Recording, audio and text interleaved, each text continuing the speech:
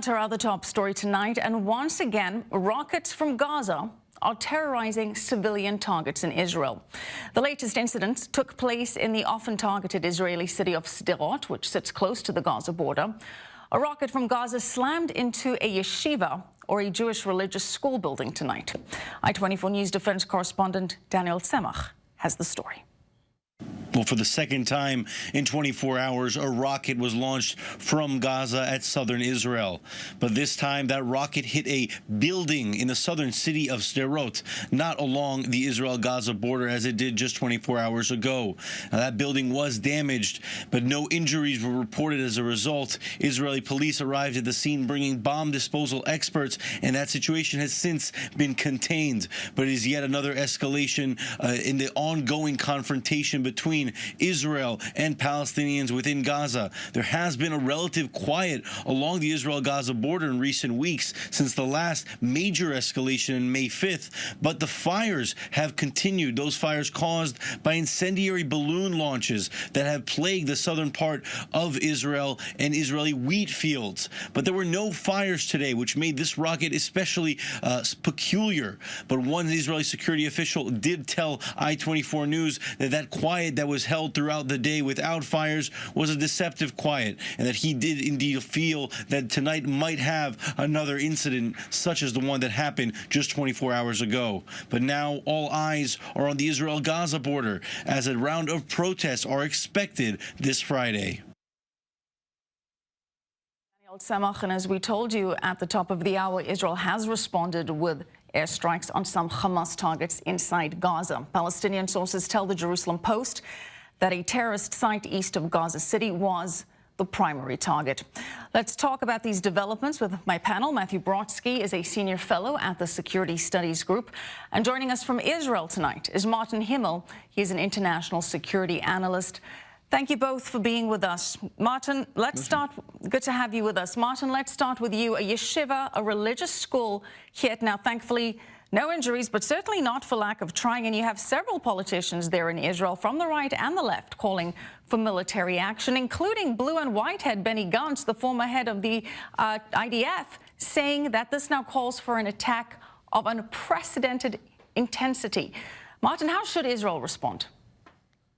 Well, first of all, we should note that the Blue and White Party and the Likud Party, while they're rivals, do have a very common platform of being tough on Gaza. The one group here, the one entity that's not really being very tough is the Prime Minister, Netanyahu, because he believes another strategy will work better. Economic incentives if there's peace, and a blockade if there's not. But that tactic is not working well. It is basically who's in charge of the intensity of the violence is Hamas and Islamic Jihad. And it's not just a coincidence it's happening now. Both groups are very much allied to Iran, and it appears that Iran wants to heat up the entire area, not just the Persian Gulf.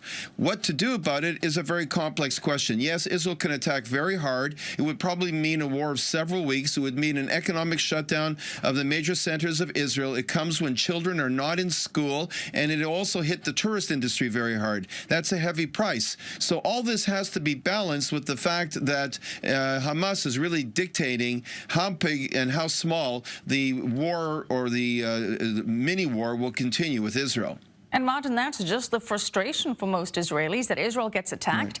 Israel responds with tremendous restraint, given its capabilities. Hamas then begs for a ceasefire. Israel agrees, and this just gives time for Hamas to regroup and rearm. Matt, what should Israel do this time?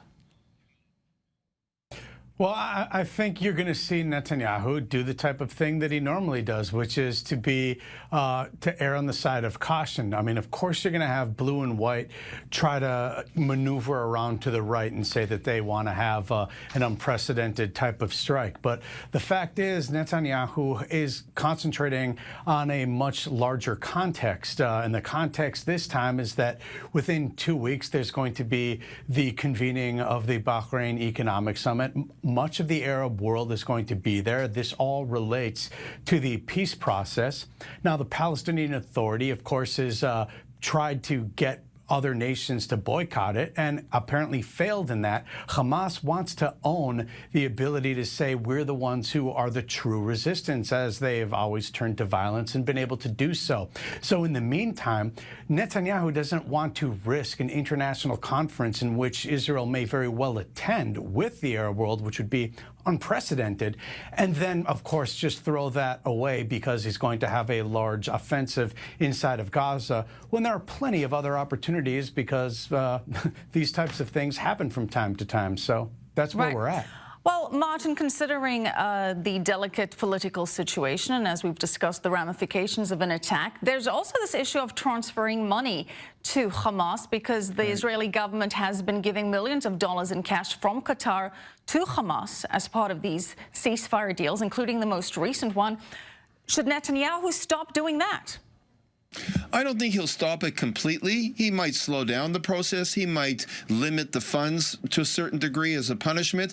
Already there's this issue of a naval blockade preventing fishermen from going out and actually getting their livelihood. So I can see pinpricks of pressure economically, and maybe even a selected attack to assassinate a prominent Hamas leader. They might do that as well.